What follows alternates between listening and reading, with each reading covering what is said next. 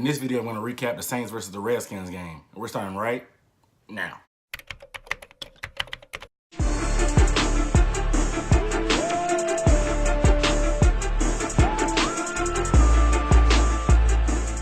What up, though? What's up, everybody? You guys know who it is. It's Aaron Duncan back again with another video. Unnecessary Bluntness Sports Talk. This is the show where we might not tell you what you want to hear, but we're definitely going to tell you what you need to hear. And this is giving you the best coverage of the best division in the NFL, the NFC South. Right. If you guys want to see more videos, go ahead and go down there, hit that subscribe button. Go ahead and give this video a like also while you're at it. So I appreciate that. All right, let's get into it. The Saints yesterday, you guys already know they got a 34-31 win in overtime versus the Washington Redskins at home. It was a weird game, man. I gotta say, this is a game where the running game and the defense weren't doing what they had been all year, and the run game was okay. It was productive. It just wasn't consistent, and they weren't staying with it. There weren't enough attempts to go to it, and with game flow, they were down during the game, so they couldn't afford to run the ball because of time's sake. Mark Ingram had 134 yards, but 51 of them came in overtime and like back-to-back carries. So him and Kamara were relatively quiet on the ground earlier for most of the game. I mean, the Redskins did a great job. You got to give those guys credit. But the defense, though, man, they struggled. I know A.J. Klein, the leading tackler, was out, and Kenny Vaccaro, probably one of their best DBs, was out, and then Marshawn Lattimore rolled his ankle early in the game. So they were kind of man down, but at the same time, this looked like the old Saints, like blown coverages, guys not knowing who has who, guys running wide open in the secondary, lack of toughness in the run game. Like, I didn't know who that Saints team, well, I knew who they were because that's the Saints I'm used to. I don't know who this good Saints defense is, and as soon as I got used to seeing them, they want to come lay an egg against the Redskins and Kirk Cousins. I understand they had injuries, but everybody has injuries. This is the NFL. Like, nobody's going to feel sorry for you just because you're missing a safety or a linebacker or a corner. Like, you still have to go out there and perform. I mean, it's next man up. There's not a whole lot of excuses for letting Kirk Cousins and Samaje Perine, like Chris Thompson got hurt. I don't even know who Samaje Perine was. He's a rookie. And then the guys that Kirk Cousins is throwing it to is like, he doesn't have Terrell Pryor, who hasn't really been performing anyway. Jordan Reed's been out. He had a 30-something-year-old Vernon Davis that was torching them. And then he had Josh Dotson, who was torching them also. They've been playing good all year. I don't know if I can give, I guess I can give them a pass for this, but you're at home, man, and you've been rolling. I guess you've been feeling yourself a little bit, and then Kirk Cousins, man, like, what? I don't know, man. Come the time in every man's life where he has to admit when he's wrong, and I've been wrong about Kirk Cousins. This dude is a baller. He showed me a lot yesterday. I got to give him his credit.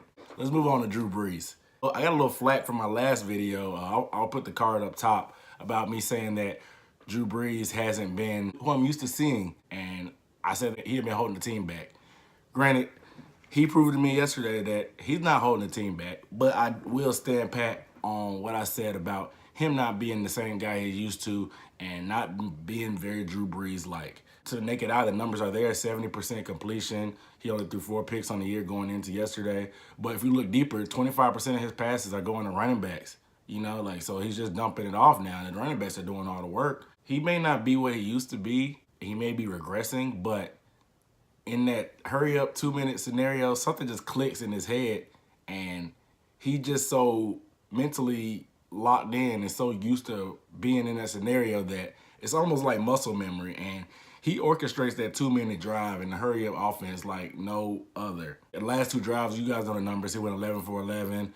164 yards, 2 touchdowns. Don't let it distract you from the fact that he started off rusty. He threw a bad pick. It was blatant bad pick in the first half.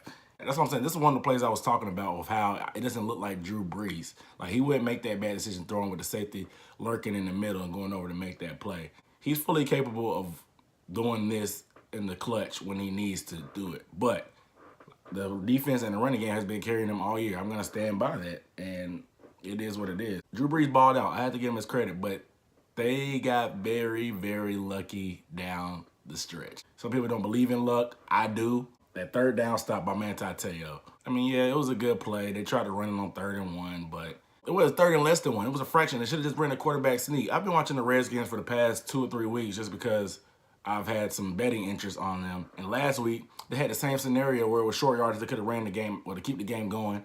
And they tried to run Chris Thompson for a yard, and it didn't work on 3rd and 4th down. You would have thought Jay Gruden would have learned and just quarterback sneak Kirk Cousins to fall forward for those few yards and keep the game going. That would have shortened the game even more. instead of giving it back to the Saints to go down and tie the game up. The next thing, in the first play of that drive where Drew Brees threw that pick, they called it a hands to the face. Granted, it was a good call. Like, he grabbed his face mask, but it was so unnecessary. Like, he didn't need to do that to make the play. It was a bad decision by Drew. It was a bad pass by Drew, and it was a good play by the DB, and that could have ended the game right there. But the call happened. It gave them another chance. You give good quarterbacks like that another chance, they're going to make you pay every time, and that's what he did. The Vernon Davis drop on the first play of overtime, they hit him smack dab in the hands from the Redskins. Those have been a big chunk of yards. I don't know if they would have went down and scored off that, but it really killed the momentum. And with the momentum that the Saints had building up from regulation, it was only a matter of time before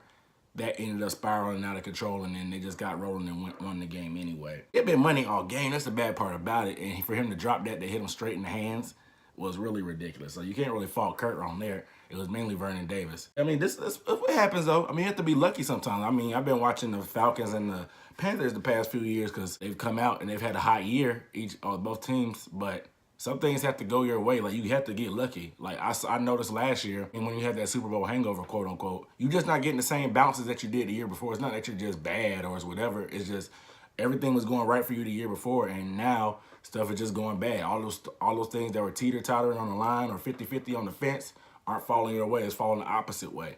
And this is one of the times where the good things fail the Saints' way. So it's a good sign. It might be their year. Like I said, last video, put that money down on them. I don't know what the odds are. I haven't checked it yet. It's definitely not as good as it was when I made that last video. So you guys are maybe late to the party. I put my money down on them. This didn't really waver my confidence in them or help my confidence in them. So I'm pretty much still where I'm at on them. We'll see what happens with these injuries, but you guys stay tuned. Make sure you check out the other video to see what I was talking about and to see the comments that I got on that video about me talking about the Saints. Make sure you tune in and subscribe to the channel and like this video. Without further ado, I'm out.